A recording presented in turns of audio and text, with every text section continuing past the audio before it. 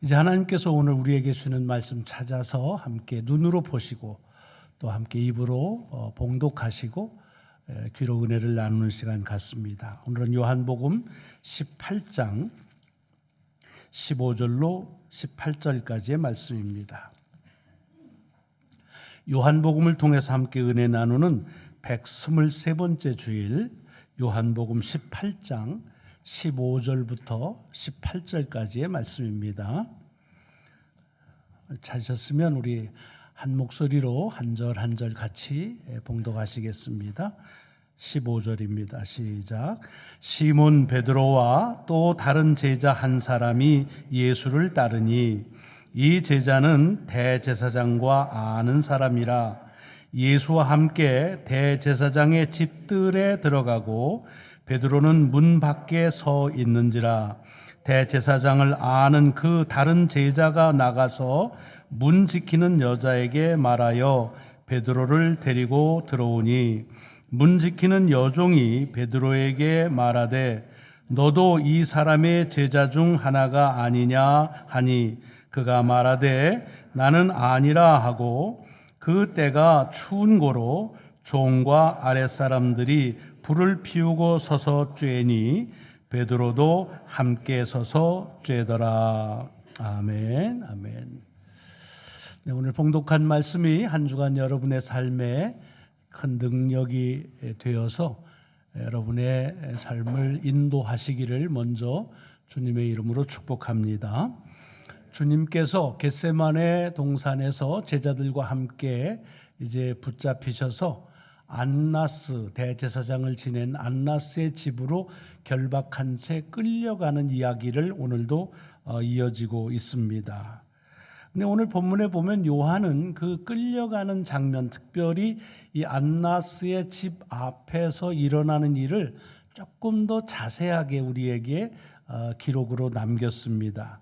거기 보면은 그 주님께서 붙잡혀서 결박당에 끌려가는데 제자 중에는 베드로하고 또 다른 제자 한 명이 같이 거기에 동행한 것을 볼 수가 있습니다. 그래서 주님을 따라서 갔는데 이 베드로 아닌 다른 제자에 대해서는 조금 더 설명합니다. 그가 누군지. 그런데 이름은 밝히질 않고 이 사람은 대제사장을 아는 사람이다. 대제사장하고 친분이 있는 사람이라는 거예요. 그래서 그런지 이 베드로가 아닌 다른 제자는 주님을 끌고 가는 무리들하고 같이 그렇게 같이 대제사장의 뜰 안으로 들어갑니다. 그리고 베드로는 문 밖에 서서 잠시 기다리고 있었다라고 이렇게 전하고 있습니다. 그리고 얼마가 지났는지 다시 그 대제사장을 아는 제자가 와서 문을 지키고 있는 문지기 여종에게 뭐라고 얘기를 하고 그리고는 베드로를 데리고 집 안으로 들어가는 그런 모습이 오늘 본문에 나와 있는 이야기입니다. 이야기를 들어보면 그 베드로가 아닌 다른 제자가 누군지가 꽤 궁금하시죠. 저도 궁금했습니다. 그런데 여기는 대제사장하고 아는 사이라고만 돼 있지 이름이 밝혀져 있질 않아요.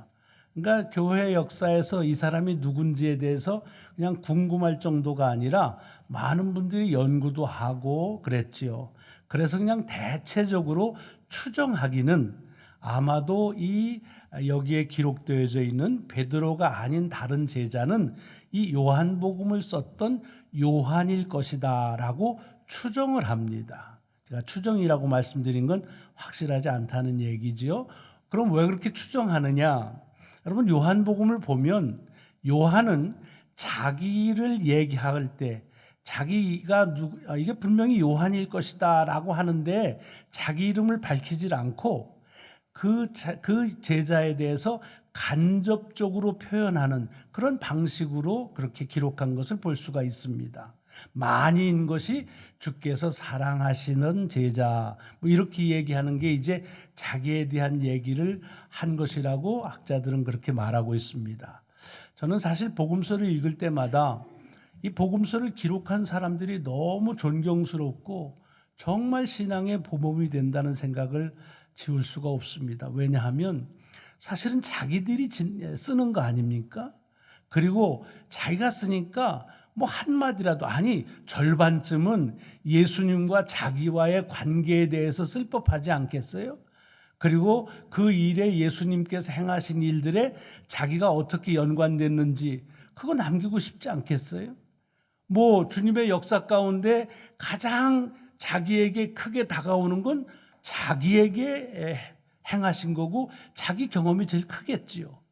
그럼에도 불구하고 요한복음만이 아니라 마태, 마가, 누가 모든 복음서의 공통점은 그 복음서를 쓴 사람들이 한 번도 자기가 썼다라고 하면서 이름을 밝히질 않습니다. 그저 이렇게 만약에 이것이 요한이라고 추정한다고 한다면 그냥 자기에 대해서 다른 표현을 가지고 간접적으로 얘기했어요. 그래서 여러분 어떠신지 모르지만 저는 제가 뭘 좀 하고는 사람들이 좀 알아줬으면 좋을 때가 많거든요. 교회에서 뭐 하는데 아유 이렇게 했어 저렇게 했어 뭐 그런 게 저만은 아닌 것 같더라고요. 보면은 어떤 분들은 알아주지 않는다고 해서 힘 빠진다 그러고, 또 심한 분은 시험에 들기도 하고, 또 뭐 그것 때문에 이것저것 뭐 얘기들이 많고 그래요.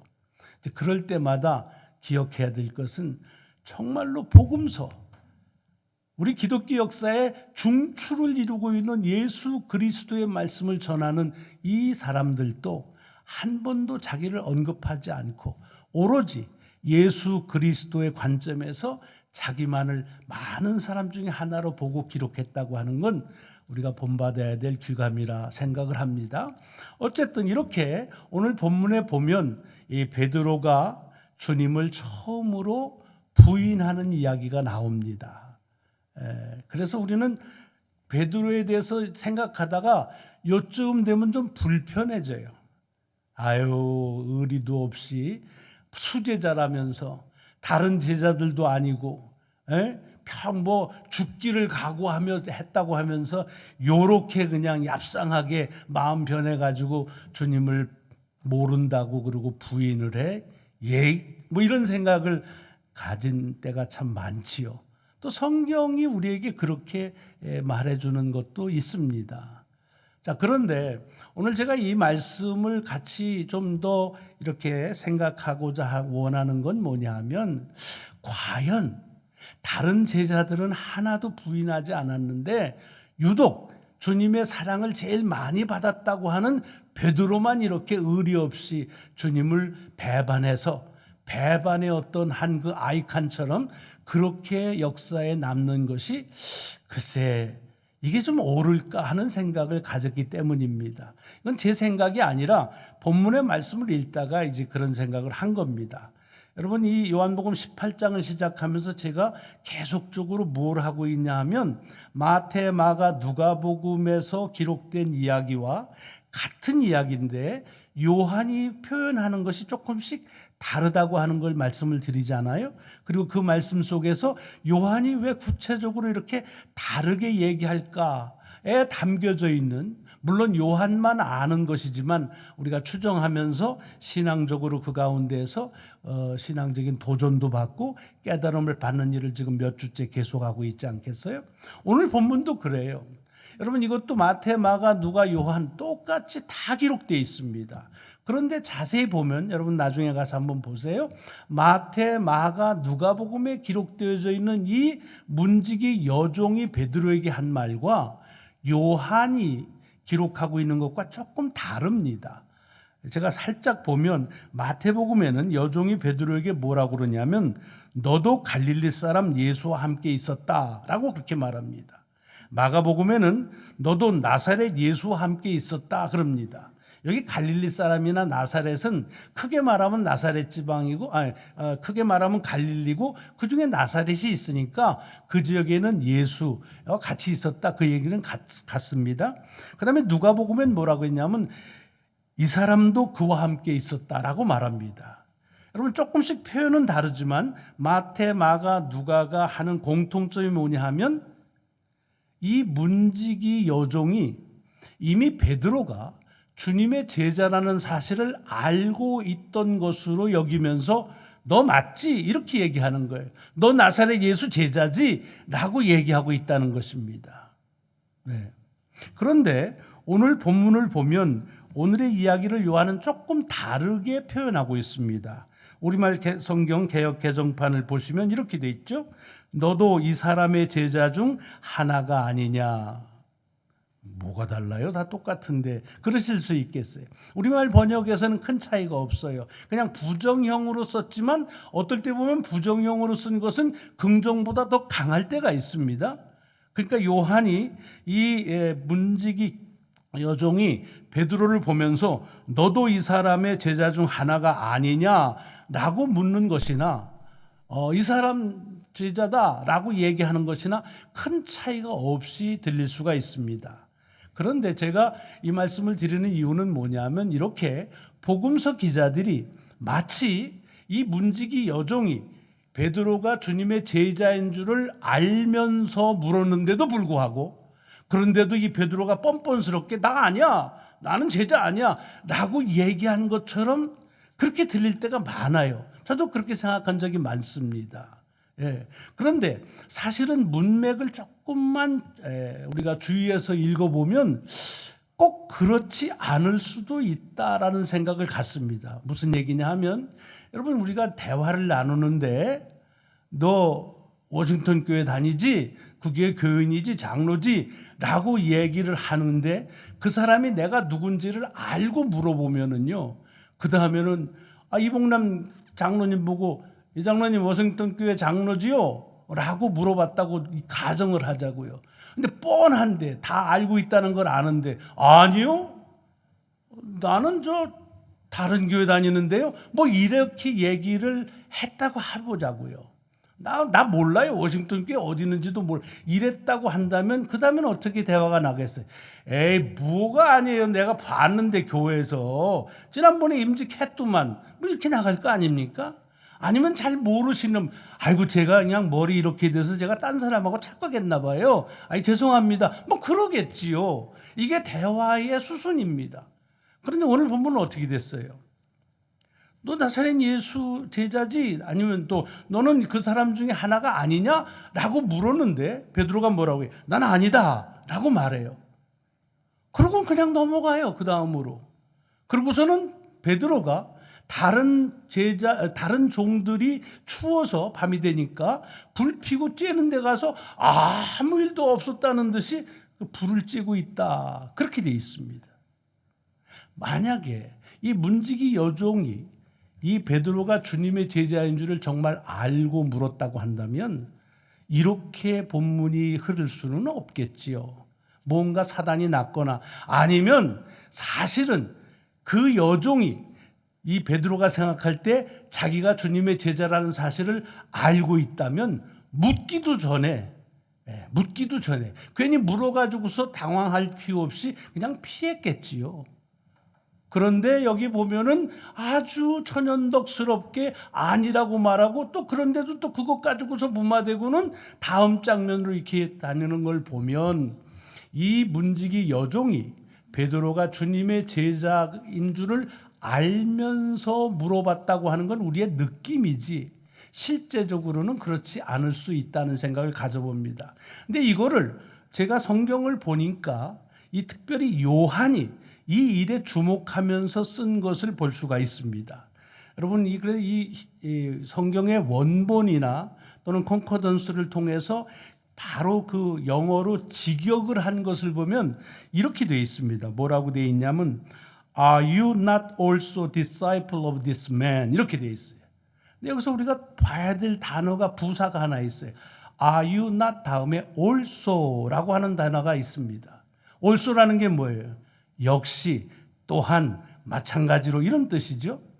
다른 영어 번역에 보면 이렇게 되어 있어요. 거기 보면 You are not one of this man's disciples too. T-O-O, 맨 끝에 그렇게 되어 있습니다. 여러분 문장 가운데 also를 드러나 문장 끝에다가 to라고 하는 단어는 언제 쓰나요? 무슨 일이 있는데 역시 너도 마찬가지다. 너도 그래 라고 하면서 물어볼 때 확인할 때 그런 걸 쓰지요. 전혀 전혀 처음 물어보면서 also나 to라고 하는 그런 부사를 사용하진 않습니다. 이 말씀을 읽으면서 무슨 생각이 제게 주어지느냐 하면, 아하, 이 문지기 여종이 이렇게 이 요한을 통해서 기록된 대로 보자고 한다면 베드로에 대해서 당신도 그 사람의 제자가 아니냐라고 물어보는 게 맞지? 맞아 라고 확인하기 위해서 물어본 것은 아닐 거라는 생각이 듭니다. 왜냐하면 처음으로 물어본 게 아닌 거예요. 누군지는 모르지만 이 베드로에게 묻기 전에 다른 사람에게도 물었는데 그 사람도 예수의 제자가 아니라고 말했는데 그 사람처럼 너도 역시 너 또한 너도 마찬가지로 제자가 아니지 라고 물어본 겁니다. 근데 그냥 추정해 보면 오늘 본문 속에서 베드로보다 전에 이 문지기 여종하고 얘기한 사람이 제자 중에 대제사장하고 아는 사람입니다. 요한이라고 얘기해도 뭐 크게 나쁠 것은 없습니다. 그러니까 무슨 얘기입니까? 이미 얘기를 하면서 대제사장을 아는 사람, 그러니까 이 문지기 여종의 입장에서 보면 자기 주인을 아는 사람인 거지요. 그럼 와가지고서 얘기하니까 들어가라고 얘기를 하면서 물어본 겁니다. 무슨 뜻이냐? 사실은 여종이 이 베드로에게 이렇게 물어본 거는 예수님 제자라고 하면 절대로 출입을 못하게 그것을 통제하기 위해서 물어봤다기보다는 이제 들어가면서 하나의 형식적인 하나의 그 문지기로서 그냥 주어져 있는 그 자기의 job description대로 물어보는 거지요. 지금 이런 속에서 예수님과 연관된 사람은 통제해야 되는데 너는 아니지. 다른 사람에게 물어봤는데도 아니라 그랬어. 근데 너도 마찬가지지. 너 역시 아니지. 라고 얘기하는 것이고 거기에 대해서 베드로가 나는 아니다. 라고 말해서 그래서 예수님이 계신 그 안으로 들어가고 상황은 끝났다. 그런 얘기입니다. 뭘 우리에게 요한은 이렇게 이 부사 also라고 하는 것을 쓰면서 이 말씀을 전하는 그 이유는 어디에 있을까라는 것입니다. 그것은 다른 사람들은 다 예수님에 대해서 충성맹세한 대로 변질 안 했는데 베드로만 유독 다른 사람이 다 제자인 줄 뻔히 아는데도 불구하고 그거를 극구 부인하면서 그렇게 약삭빠르게 그렇게 행동한 것은 아니라고 하는 말입니다. 사실 생각해 보면 어떤 사람이 내게 묻기를 너 예수 제자지 내가 다 알아 라고 얘기했다고 한다면 만약 베드로의 입장에서 보세요. 아까도 얘기했지만 상대방이 자기가 주님의 제자라는 걸 알면 거기까지 오지도 않았겠지요. 왜냐하면 뭐 들키면은 또 뭐 할 테니까. 그러니까 그렇고 또 하나는 사실은 이 자기 주인인 대제사장이 아는 사람의 부탁으로 집어넣어야 되는데 이 문지기 여종이 설사 이 베드로가 주님의 제자라는 사실을 알고 있다고 한다면 안 물었겠지요. 뭐 부탁을 안 들어줄 수는 없으니까 그냥 조용히 들어가세요. 남한테는 얘기하지 마세요. 뭐 그러고 들어갔겠죠. 그런데 이 문지기 여종이 베드로에게 얘기한 것을 보자고 한다면 사실은 통제하기 위해서 못 들어가게 색출하기 위해서 한 질문이 아니라 베드로를 이 대제사장 자기 주인이 아는 사람의 부탁으로 집어넣어야 되는 그것을 전제하고 그러고서 형식적으로 물어봤다는 얘기입니다. 그리고 그렇게 물어본 것에 대해서 베드로는 부정하지 않고 아닌데요, 나는 제자인데요, 그렇게 말하지 않고 제자 아니지 그러니까 예 아닙니다 라고 하고서 들어가서 예수님이 계신 곳을 보았다라는 이야기입니다. 이게 뭐 딱 맞진 않지만 혹시 여러분들에게 그런 느낌적으로 좀 도움이 될까 해서 이런 예를 들 수 있죠. 여러분 외국 나갔다가 이렇게 이제 입국할 때 보면은 그 세관을 통과해야 되잖아요. 세관원들이 물어보고 그러잖아요. 근데 이제 반입 금지 품목들이 있습니다. 뭐 이렇게 생물들, 뭐가 됐든지 생물들 이렇게 가공하지 않은 거는 들어오질 못해요. 근데 가끔씩 어때요? 누군가 줘가지고서 이제 가지고 들으면 괜히 콩닥콩닥 마음도 뛰고 그러잖아요. 그런데 그럴 때 그 세관원이 뭐 불법으로 가져오는 거 있습니까? 라고 물어보면 그 거짓말 못 하잖아요. 그래서 뭐 얘기하지만 대개 세관원들이 뭐라고 하냐면 쭉 하니까 뭐 가져온 거 없지요? 라고 물어보면 거기다 대고 아니요 있는데요. 뭐 그러기는 쉽지 않습니다. 그냥 예 그러고서 그냥 넘어가게 되지요. 무슨 얘기인지는 아시지요. 여러분 지금 베드로가 이 문지기 여종이 묻는 말에 예 나는 아니요라고 말한 것은 자기가 누군지를 알고 있는 사람이 지적했음에도 불구하고 거기에 대해서 저항하고 반대하는 것이 아니라는 겁니다. 다른 사람도 다 아니라고 그러고 들어갔는데 당신도 아니죠? 라고 말하는 데서 예 라고 하면서 들어가서 주님을 만나게 됐고 그래서 잠깐 동안 불을 쬐는 일로 이렇게 연결이 되는 겁니다. 제가 이 말씀을 보면서 제게 주시는 또 우리에게 주시는 그런 도전이나 깨달음이라는 말씀을 보게 되면 뭐냐 하면 사실은 베드로가 주님 배반했다고 그렇게 뭐 인상 쓰면서 그렇게 비판할 그런 형편이 안 된다는 거예요. 왜? 우리도 이런 경우가 참 많아요. 참 많아요. 나를 향해서 직접적으로 대면서 너 이렇게 하지 아니지 라고 얘기한다면 반응이 다를 터인데 그런데 다른 사람 다 그러는데 당신도 그렇지요? 라고 얘기하는 그런 질문들을 수없이 우리가 받으면서 그냥 넘어갈 때가 많습니다. 그럼 여기서 우리가 봐야 될 것은 뭐냐면 사단이 사실은 우리에게 이렇게 역사합니다. 여기는 문지기 여종을 통해서 베드로로 하여금 주님을 모른다라고 부인하는 그 엄청난 결과로 인도하기 위해서 그 첫걸음을 어떻게 됩니까? 다른 사람도 다 제자가 아니라고 얘기하고 들어갔는데 당신도 아니지요 라고 말하면서 다른 사람하고 다르지 않지요 라고 하는 그 음성을 우리가 듣는 겁니다. 여러분 이 세상에서 우리가 많은 유혹과 시험을 받을 때 어떻습니까? 세상에서 사람들이 아무도 안 하는 일을 하는데 죄를 짓는 경우는 많지 않습니다. 대개의 경우 사단이 우리를 유혹할 때 어떻습니까? 다른 사람 다 그렇게 뭘 그렇게 유난을 떨어? 에? 세상 그렇게 살면 피곤해. 그냥 세상에 맞춰 살아. 다 그래. 그걸 뭘 그렇게 다르다고 야단이야. 그냥 눈 한번 또 감어. 아니지? 라고 말하는 이 사단의 유혹에 사실은 아까도 얘기했지만 아니지 묻는데 아닌데요. 저는 제자인데요. 라고 말하기가 어려웠던 것처럼 사실은 우리도 지금도 여전히 사단의 그 유혹의 속삭임에 대해서 아니요. 라고 그렇게 말하기가 쉽지 않고 많은 경우 그 유혹에 넘어가는 경우가 참 많습니다. 근데 우리가 왜 깨달음을 가지고 도전이 되냐면 어떤 모양으로든지 그렇게 시작한 죄의 뿌리는 계속해서 베드로를 붙잡는다는 겁니다.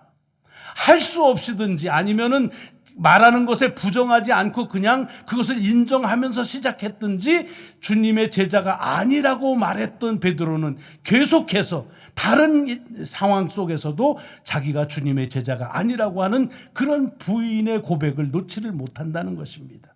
죄는 사단은 그렇다는 것입니다.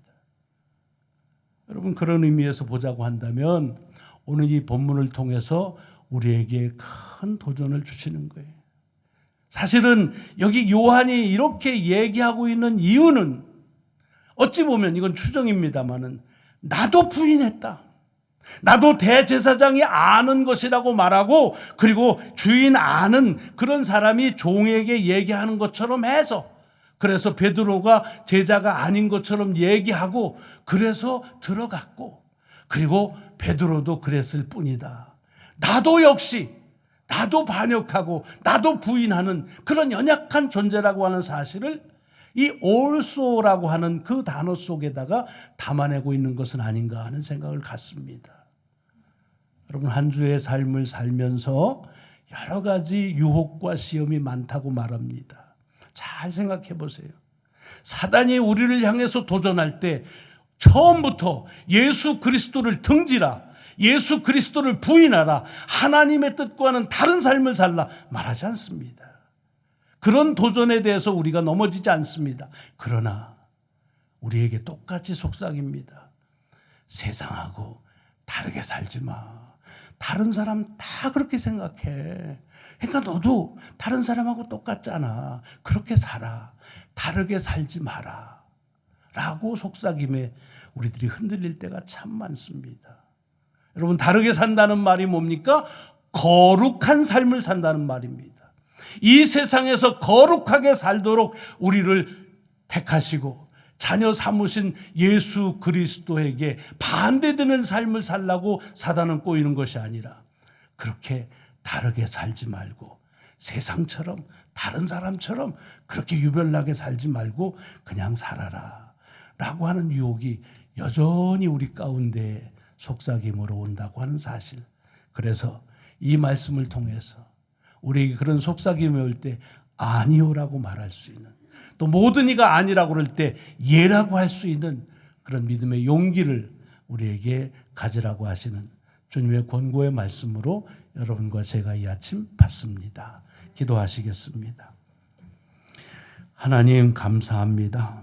한 주간을 살면서도 참 많은 유혹에 넘어지고 시험에 쓰러지는 경우가 너무 많았습니다. 자꾸만 우리 보고 하나님 말씀대로 살지 말고 세상과 이 세상에 많은 사람들이 하는 대로 살라고 그렇게 말하는데 우리가 넘어지는 경우, 그리고 시험 받는 경우가 많습니다. 마치 베드로처럼, 요한처럼 지금도 여전히 사탄은 우리로 세상과 다르게 살지 말라고, 다른 사람처럼 하라고 그렇게 유혹합니다. 주님, 우리에게 이것을 알게 하시는 것은 아니오라고, 예라고 주의 말씀에 분명하게 우리에게 주신 바 부르신 그 소명대로 살라는 권고이신 줄을 믿습니다. 한 주간 그렇게 살 수 있는 삶의 용기를 허락하여 주옵소서. 감사드리오며 예수 그리스도의 이름으로 기도드리옵나이다. 아멘, 아멘.